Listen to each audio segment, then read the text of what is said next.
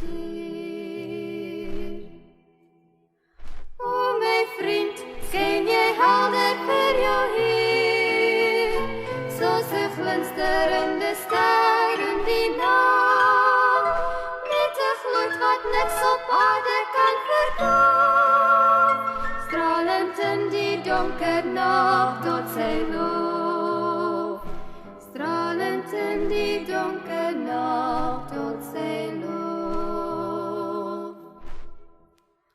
O my vriend, skyn jy helder vir jou Heer, soos 'n glinsterende ster in die nag, om te skyn moet God se woord jou rigsnoer wees,